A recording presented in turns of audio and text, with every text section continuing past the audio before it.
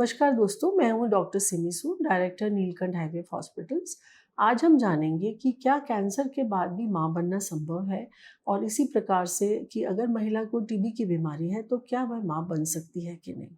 तो सबसे पहले हम कैंसर के बारे में अगर बात करें तो जैसा कि हम देख रहे हैं कि आजकल कैंसर की समस्या बहुत अधिक बढ़ती जा रही है और बहुत कॉमन है। ऐसी कंडीशन में अगर महिला के एक भी बच्चा नहीं है और वो मां बनने के लिए इच्छुक है और कैंसर अगर डायग्नोस होता है तो ऐसी कंडीशन में उनको अपने फर्टिलिटी एक्सपर्ट की सलाह लेनी ज़रूरी है। तो उसमें ऐसी कंडीशन में ये किया जा सकता है कि उसके जो एग हैं वो फ्रीज़ करे जा सकते हैं। तो अगर वो विवाहित नहीं है तो वो अपने एग फ्रीज़ करा के रख सकते हैं, जो कि ओवर द ईयर्स उसी अवस्था में रहते हैं और जब भी इलाज पूर्ण होने के बाद उनको माँ बनना है तो वो उन एग की मदद से आईवीएफ की मदद से भ्रूण बनाकर अपना आईवीएफ से प्रेगनेंसी कर सकते हैं। अगर वो विवाहित हैं तो वो एग फ्रीज़ करने की बजाय अपने हस्बैंड के स्पर्म के साथ एम्ब्रियो बनाकर यानी कि भ्रूण को फ्रीज़ कराकर रख सकते हैं और जब भी इलाज के पश्चात वो ठीक हो और स्वस्थ हो तो वह अपने खुद के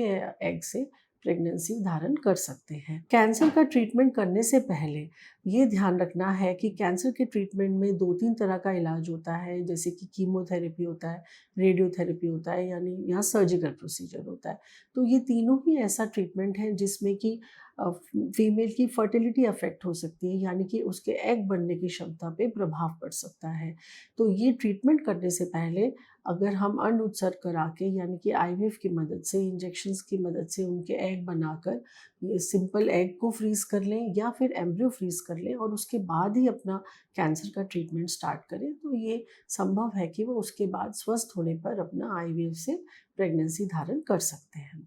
नेक्स्ट अगर हम बात करें ट्यूबरक्लोसिस की तो हमारी कंट्री में जैसे कि डेवलपिंग वर्ल्ड में ट्यूबरक्लोसिस बहुत कॉमन है। तो ट्यूबरक्लोसिस के कारण क्या प्रभाव पड़ता है? सबसे जो मुख्य प्रभाव है ट्यूबरक्लोसिस का वो आपके गर्भाशय के परत के ऊपर पड़ता है जिसको कि हम एंडोमेट्रियम कहते हैं। एंडोमेट्रियम की लाइनिंग जो है वो धीरे धीरे कमज़ोर होने लगती है, उसकी परत डिस्ट्रॉय होने लगती है बिकॉज ऑफ ट्यूबरक्लोसिस। और कई बार तो ऐसा भी देखा जाता है कि टीबी का इन्फेक्शन अगर ट्रीट नहीं हुआ है और ज़्यादा इन्फेक्शन हो गया तो वो ट्यूब्स वगैरह को भी डैमेज कर देता है। ट्यूब्स में हाइड्रोसैल्पिंग्स हो सकता है, पानी भर सकता है ट्यूब्स में और कई बार तो ट्यूब्स जो हैं वो आंतों के साथ जाके चिपक जाती हैं और फ्रोज़न पेल्विस जिसको हम बोलते हैं वो समस्या भी आ सकती है। तो इन सारी स्थिति में आईवीएफ की मदद से प्रेगनेंसी हो सकती है। अगर ट्यूब्स डैमेज हो जाए तो प्रेगनेंसी उसमें आईवीएफ की मदद से कराई जा सकती है, लेकिन ये बहुत आवश्यक है कि अगर टीबी का ट्रीटमेंट जैसे कि 6 से 9 महीने चलता है